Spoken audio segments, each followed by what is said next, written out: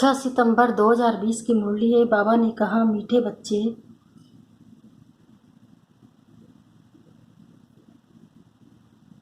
प्रातः आज अव्यक्त मुरली है। 16/3/86 की मुरली है। मुरली का टाइटल है रूहानी ड्रिल।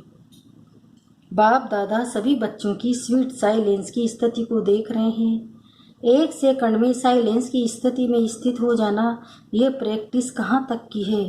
इस स्थिति में जब चाहे तब स्थित हो सकते हैं या समय लगता है, क्योंकि अनादि स्वरूप स्वीट साइलेंस है। आदि स्वरूप आवाज में आने का है, लेकिन अनादि अविनाशी संस्कार साइलेंस है। तो अपने अनादि संस्कार, अनादि स्वरूप को, अनादि स्वभाव को जानते हुए जब चाहो तब उस स्वरूप में स्थित हो सकते हो। 84 जन्म आवाज में आने के हैं, इसलिए सदा अभ्यास आवाज में आने का है। लेकिन अनादि स्वरूप और फिर इस समय चक्र पूरा होने के कारण वापस साइलेंस होम में जाना है। अब घर जाने का समय समीप है। अब आदि मध्य अंत तीनों ही काल का पाठ समाप्त कर अपने अनादि स्वरूप अनादि स्थिति में स्थित होने का समय है।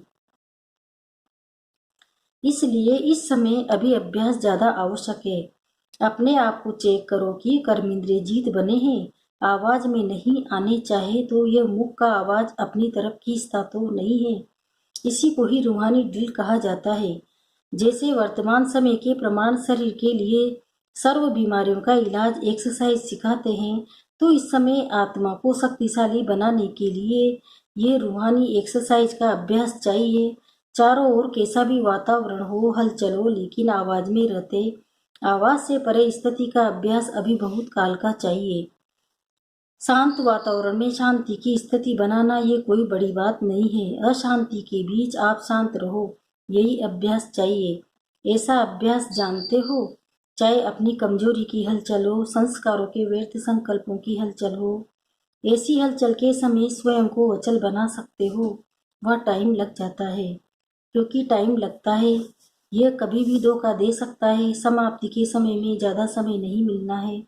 फाइनल रिजल्ट का पेपर कुछ सेकंड और मिनटों का ही होना है, लेकिन चारों ओर की हलचल के वातावरण में अचल रहने पर ही नंबर मिलना है। अगर बहुत काल हलचल की स्थिति से अचल बनने में समीप लगने का अभ्यास होगा, तो समाप्ति के समय क्या रिजल्ट होगी। इसलिए रूहानी एक्सरसाइज का अभ्यास करो। मन को जहाँ और जितना समय स्थित करना चाहे उतना समय वहाँ स्थित कर सको। फाइनल पेपर है, बहुत ही सहज और पहले से ही बता देते हैं कि ये पेपर आना है, लेकिन नंबर बहुत थोड़े समय में मिलना है। स्टेज भी पावरफुल हो।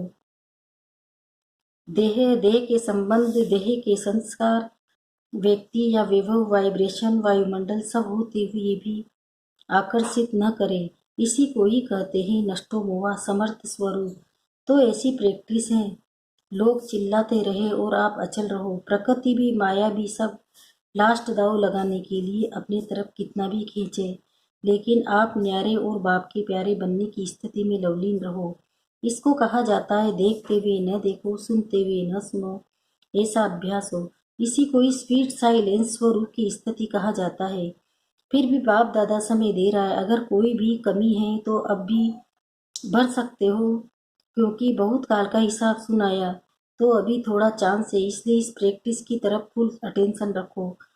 पास विद ओनर बनना या पास होना, ये आधार इसी अभ्यास पर है। ऐसा अभ्यास है, समय की घंटी बजे तो तैयार होंगे, या अभी सोचते हो तैयार होना है। इसी अभ्यास के कारण अष्ट रत्नों की माला विशेष छोटी बनी है, बहुत छोटे टाइम की है।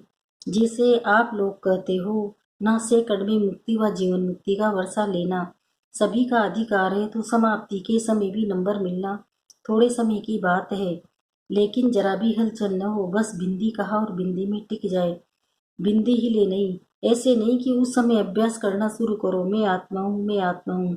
ये नहीं चलेगा, क्योंकि सुना या वार भी चारों ओर होगा। लास्ट ट्रायल तब करेंगे, सब करेंगे। प्रकृति में भी जितनी शक्ति होगी, माया में भी जितनी शक्ति होगी, ट्रायल करेगी। उनकी भी लास्ट ट्रायल और आपकी लास्ट कर्मातीत कर्म बंधन मुक्त स्थिति होगी। दोनों तरफ ही बहुत पावरफुल सीन होगी। वह भी फुल फोर्स, ये भी फुल फोर्स, लेकिन सेकंड की विजय विजय के नगाड़े बजाएगी। समझा लास्ट पेपर क्या है? सब शुभ संकल्प तो यही रखते भी हैं और रखना भी है कि नंबर 1 आना ही है। तो अब चारों ओर की बातों में विन होंगे तभी 1 आएंगे।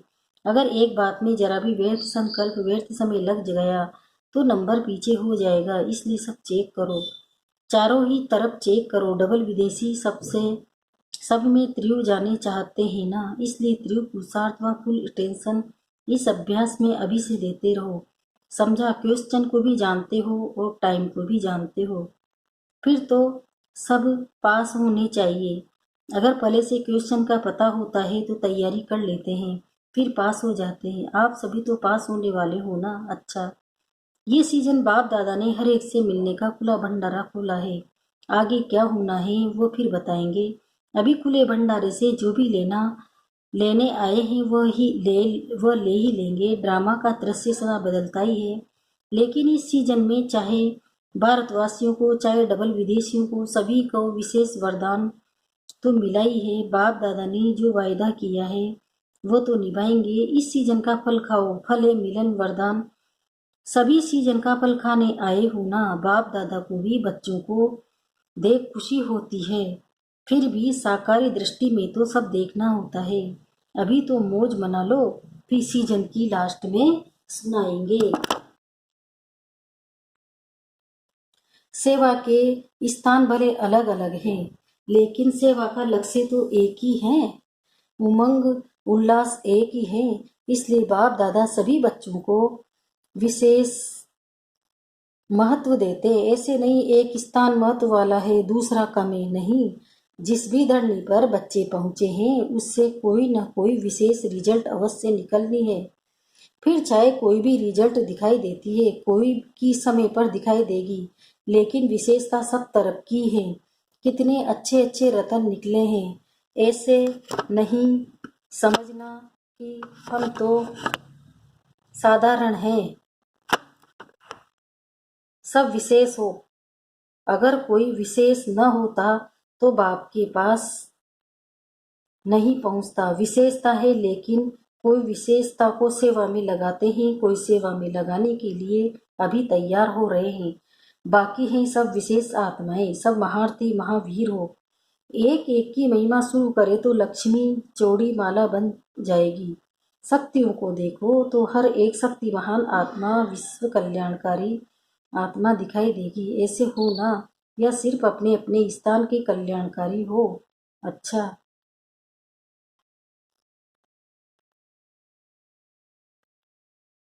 6-9-20 की मुरली है। प्रातः मुरली ओम शांति अव्यक्त बाप दादा रिवाइज 19 मार्च 86 की मधुबन है। अमृत वेला श्रेष्ठ प्राप्तियों की वेला मुरली का टाइटल है। आज रूहानी बागवान अपने रूहानी मौज फॉलोवर्स का बगीचा देख रहे हैं। ऐसा रूहानी गुलाब का बगीचा अभी संगम युग पर ही बाप दादा ही बनता है। बाप दादा हर एक रूहानी गुलाब के फूल की रूहानियत की खुशबू और रूहानियत के खिले हुए पुष्पों की रौनक देख रहे हैं। खुशबूदार सभी हैं, लेकिन किसी की खुशबू सदा काल रहने वाली और किसी की खुशबू थोड़े समय के लिए रहती है। कोई गुलाब सदा खिला हुआ है और कोई कब खिला हुआ, कब थोड़ा सा धूप व मौसम के हिसाब से मुरझा भी जाते हैं, लेकिन हैं फिर भी रूहानी बागवान के बगीचे के रूहानी गुलाब। कोई कोई रूहानी गुलाब में ज्ञान की खुशबू विशेष है, कोई में याद की खुशबू विशेष है, तो कोई में धारणा की खुशबू, कोई में सेवा की खुशबू विशेष है। कोई कोई ऐसे भी हैं जो सर्व खुशबुओं से संपन्न है। जो तो बगीचे में सबसे पहले नज़र किसके ऊपर जाएगी? जिसकी दूर से ही खुशबू आकर्षित करेगी, उस तरफ ही सबकी नज़र पहले आती जाती है। तो रूहानी बागवान सदैव सभी रूहानी गुलाब के पुष्पों को देखते हैं, लेकिन नंबरवार प्यार भी सभी से है, क्योंकि हर एक गुलाब पुष्प के अंदर बागवान प्रति अति प्यार है। मालिक से पुष्पों का वार है और मालिक का पुष्पों से प्यार है। फिर भी इस केस में सदा रखने वाले रूहानी गुलाब वही होते हैं जो सदा सर्व खुशबू से संपन्न है और सदा खिले हुए हैं, मुरझाए हुए कभी नहीं। रोज अमृत वेले बाप दादा स्नेह और शक्ति की विशेष पालना से सभी रूहानी गुलाब के पुष्पों से मिलन मनाते हैं। अमृत वेला विशेष प्रभु पालना की वेला है। अमृत वेला विशेष परमात्म मिलन की वेला है। रूहानी रूह रुहान करने की वेला है। अमृत वेले भोले भंडारी के वरदानों के खजानों से सहज वरदान प्राप्त होने की वेला है। जो गायन है मन इच्छित फल प्राप्त करना, ये इस समय अमृत वेले के समय का गायन है। बिना मेहनत के खुले खजाने प्राप्त करने की वेला है। ऐसे सुहाने समय पर अनुभव से जानते हो ना, अनुभव ही जाने इस श्रेष्ठ सुख को, श्रेष्ठ प्राप्तियों को। तो बाप दादा सभी रूहानी गुलाब को देख देख हर्षित हो रहे हैं। बाप दादा भी कहते हैं, वाह मेरे रूहानी गुलाब वाह।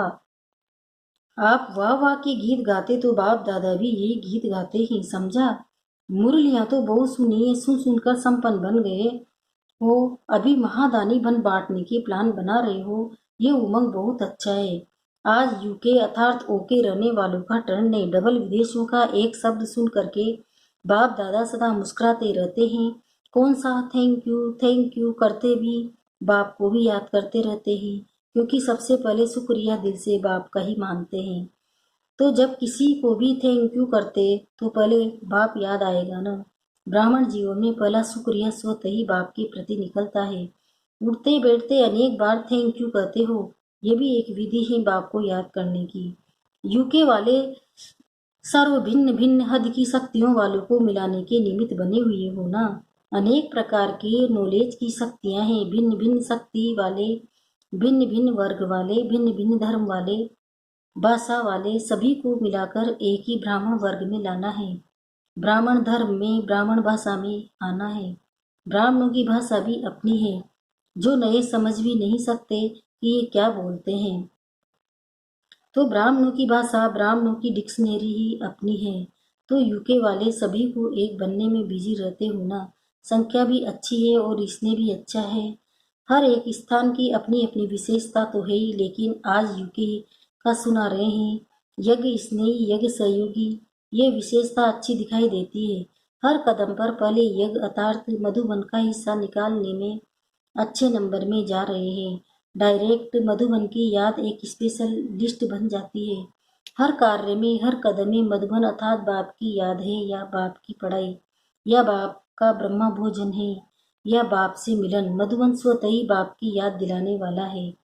कहाँ भी रहते मधुबन की याद आना अर्थात विशेष इसने लिफ्ट बन जाता है। चढ़ने की मेहनत से छूट जाते हैं। सेकंड में स्विच ऑन किया और पहुंचे। बाप दादा को और कोई हीरे मोती तो चाहिए नहीं। बाप को इसने की छोटी वस्तुएं हीरे रतन है, इसलिए सुदामा के कच्चे चावल गाए हुए हैं। इसका भाव अर्थ यही है कि इसने की छोटी सी सुई में भी मधुबन याद आता है, तो वह भी बहुत बड़ा अमूल्य रतन है, क्योंकि इसने का दाम है। वैल्यू इसने की है, चीज की नहीं। अगर कोई वैसे भी भल कितना भी दे देवे, लेकिन इसने नहीं तो उसका जमा नहीं होता, और इसने से थोड़ा भी जमा करे तो उसका पदम जमा हो जाता है। तो बाप को इसने पसंद है। तो यूके वालों की विशेषता यज्ञ स्नेही, यज्ञ सहयोगी आदि से रहे हैं। यही सहज योग भी है, सहयोग सहज योग है। सहयोग का संकल्प आने से भी याद तो बाप की ही रहेगी ना। तो सहयोगी सहज योगी स्वतः ही बन जाते हैं। योग बाप से होता है, मधुबन अर्थात बाप दादा से। तो सहयोग बनने वाले भी सहज योग की सब्जेक्ट में अच्छे नंबर ले लेते हैं। दिल का सहयोग बाप को प्रिय है, इसलिए यहाँ यादगार भी दिल वाला मंदिर बनाया है।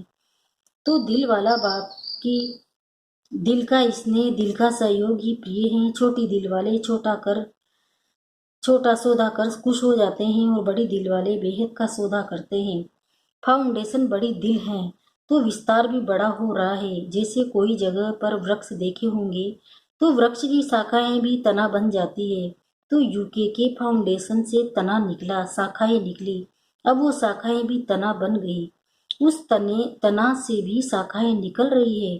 जैसे ऑस्ट्रेलिया निकला, अमेरिका, यूरोप, अफ्रीका निकले, सब तना बन गए।